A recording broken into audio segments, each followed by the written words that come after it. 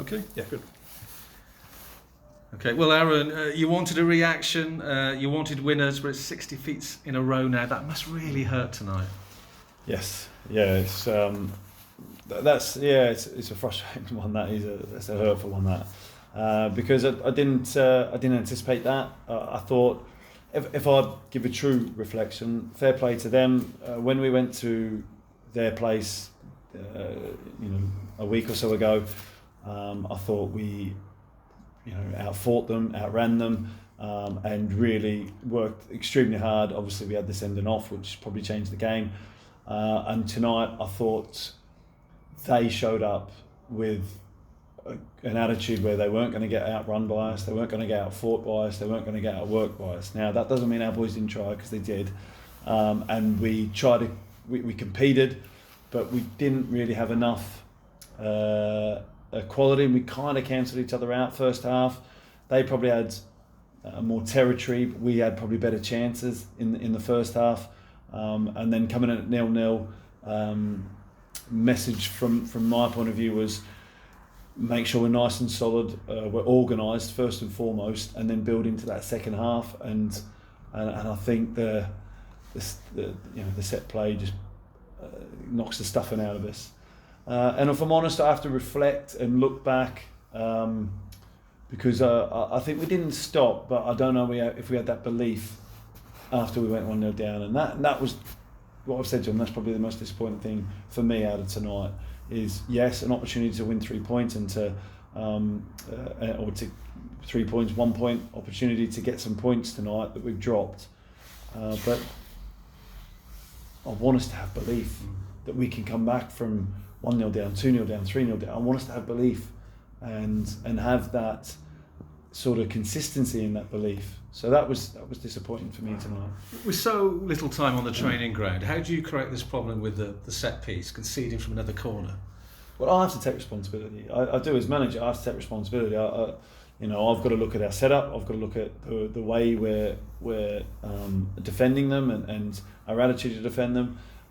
Listen, we come in this afternoon an hour early to go through things on our pitch and to try and give the players an edge and a bit more detail, but ultimately that's 2 in 2 now that's let us down, and it's a accumulation of things. And me as a manager, I've got to take responsibility, and I've got to look at the way that we set up, which I will do, because it's a setup I believe in.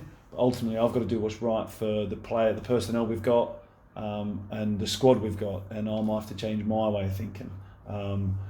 So the players are trying their hardest. So I've got to give them the best way and the best setup to defend it. And just sometimes you do the rub of the green as well, don't you? You come off the post twice from Lane and Preston. Is that were you just kicking yourself at that point? No, I'm not kicking myself, because I'm, like I say, I'm not a victim. I'm not someone that's gonna feel sorry for myself. It's 2 weeks ago, probably both them go in, and it's a good night for us. But it's not at the minute. I can't feel sorry for me or for us.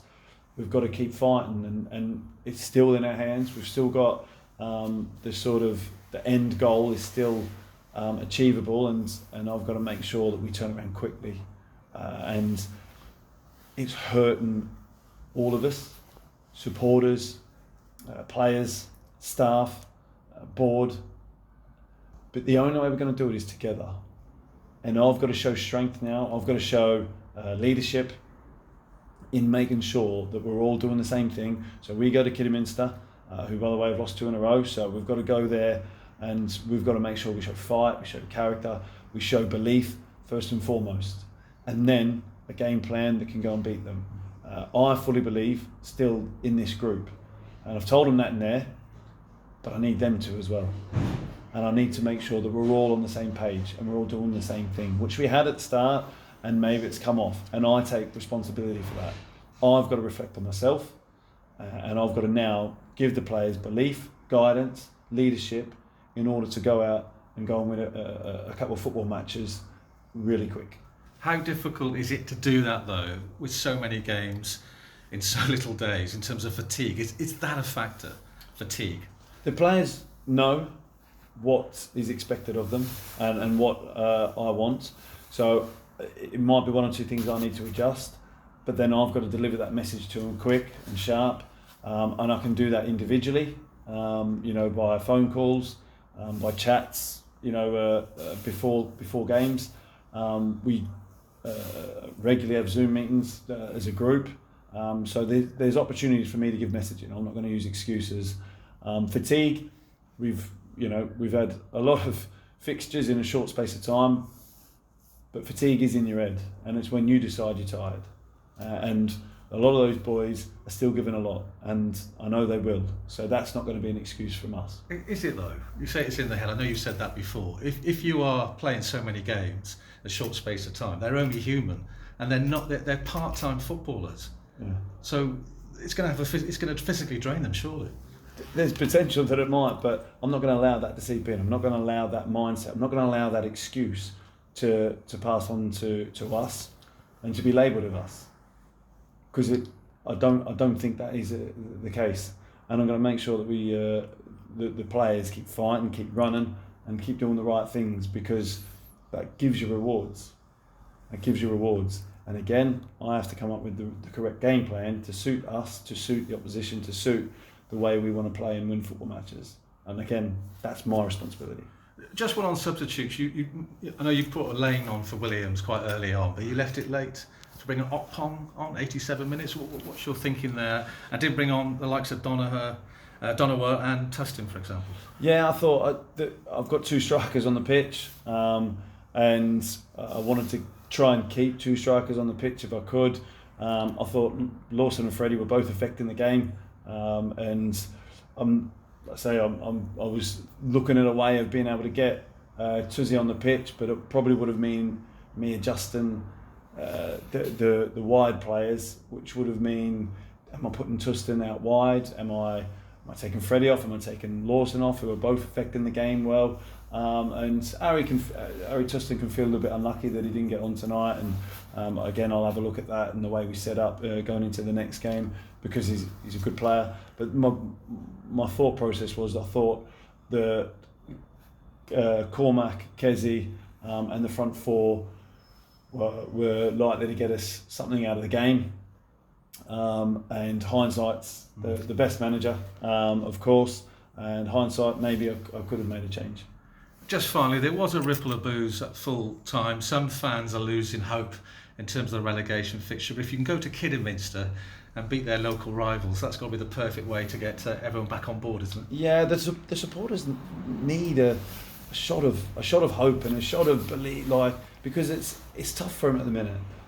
I understand that, and whether they're booing me, they're booing the situation, booing players, whatever it is, they pay their money and they've got a right to an opinion, and I have absolutely no issue with that. And they're as frustrated as I am. I understand that, and I empathise with that massively, because they've seen us win 5 out of 7 when I first come in, and belief went through the roof and hope went through the roof, and everyone was well on board and really supportive. And I'm not saying they're not supportive now, by the way, but now having watched 6 losses, then of course that their confidence and belief is going to be shot. And that, again, it's down to me to show leadership, to show character, to show guidance to our players, and to take that pressure and use it as a beneficial way for us to move forward in these next 8 games. Aaron, thank you very much. Thank you. Thank you. The captain wasn't on the bench or even in the first 11 tonight. Is he injured?